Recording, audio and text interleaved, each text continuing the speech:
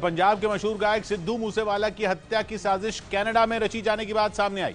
पंजाब के सबसे खूंखार लॉरेंस बिश्नोई गैंग ने सिद्धू मूसेवाला की हत्या की जिम्मेदारी ली, जिसके बाद जांच एजेंसियों ने अलग अलग कड़ियों को जोड़ना शुरू कर दिया।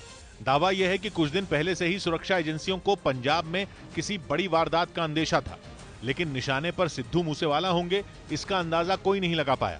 सिद्धू की थार गाड़ी का जो सीसीटीवी फुटेज सामने आया उसमें साफ दिखा कि सिद्धू की गाड़ी के बाद एक सफेद रंग की बोलेरो कार तेज रफ्तार से निकली। सिद्धू की थार के पीछे पीछे बोलेरो भी बाईं तरफ मुड़ गई। उसके बाद कुछ दिखा तो नहीं, लेकिन ताबड़तोड़ गोलियों की आवाज जरूर सुनाई दी। बताया गया कि सिद्धू की गाड़ी को घेर कर बदमाशों ने उन पर गोलियां बरसा दी। ऐसी फायरिंग हुई कि सिद्धू को संभलने तक का मौका नहीं मिला। 2-4 नहीं बल्कि 30 से 40 गोलियां चलाई गईं। गोलियों का ऐसा शोर कि सुनने वालों की रूह कांप उठे।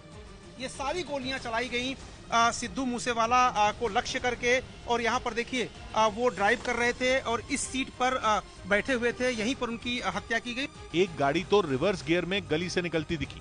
ये गाड़ी सिद्धू की थार के ठीक पीछे चलती हुई दिखाई दी। लेकिन सिद्धू मूसेवाला की हत्या का कनेक्शन कनाडा से होने के कई कारण हैं। सबसे बड़ी बात तो यह कि कनाडा में बैठे गैंगस्टर गोल्डी बराड़ ने ही हत्या की जिम्मेदारी ली, जो जेल में बंद लॉरेंस बिश्नोई का खास दोस्त है। गोल्डी बराड़, लॉरेंस बिश्नोई और सचिन बिश्नोई का नाम सिद्धू की हत्या से जोड़ा जा रहा है।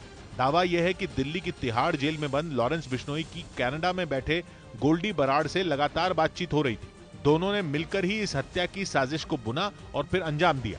खबर है कि कुछ दिन पहले दिल्ली में शाहरुख नाम के एक बदमाश को गिरफ्तार किया गया था, जिसका ताल्लुक लॉरेंस बिश्नोई गैंग से है। जांच में पता चला कि वो सिग्नल नाम के ऐप का इस्तेमाल कर रहा था। इस ऐप का इस्तेमाल गोल्डी बराड़ से बात करने के लिए किया जा रहा था।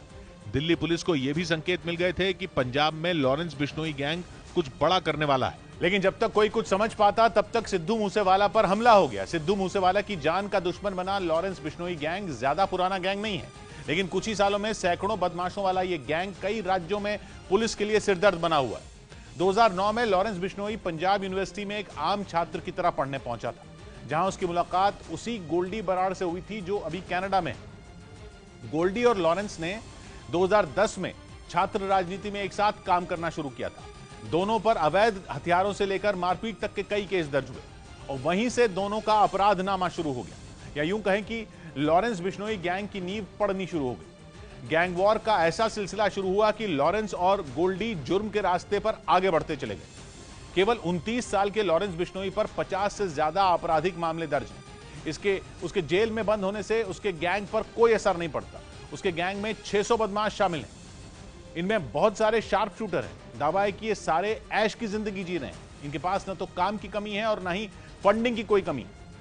प्रोटेक्शन मनी के नाम पर ये मोटी रकम वसूल कर रहे हैं।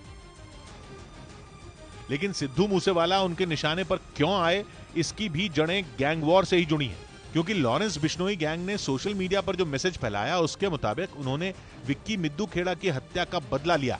7 अगस्त 2021 को अकाली दल के नेता विक्की मिद्दू खेड़ा की सरेआम गोली मारकर हत्या कर दी गई थी। हत्यारे को पकड़ भी लिया गया था और दावा यह है कि उसने सिद्धू मूसेवाला के मैनेजर शगुन का नाम लिया था और बताया था कि सिद्धू के मैनेजर ने हत्या करने को कहा था। जब तक पुलिस शगुन तक पहुंचती वो ऑस्ट्रेलिया भाग चुका था। लेकिन लॉरेंस बिश्नोई गैंग को लगता है कि शगुन केवल मोहरा था, जबकि हत्या के पीछे सिद्धू मूसेवाला थे। विक्की अकाली दल के नेता होने के साथ ही म्यूजिक इंडस्ट्री में भी काफी दबदबा रखते थे। पंजाब के कई बड़े सिंगर उनके संपर्क में रहते थे, लेकिन सिद्धू से उनकी पटरी मेल नहीं खा रही थी। कयास लगाए जाने लगे कि पंजाब की म्यूजिक इंडस्ट्री में वर्चस्व की लड़ाई ही विक्की की हत्या की वजह बनी।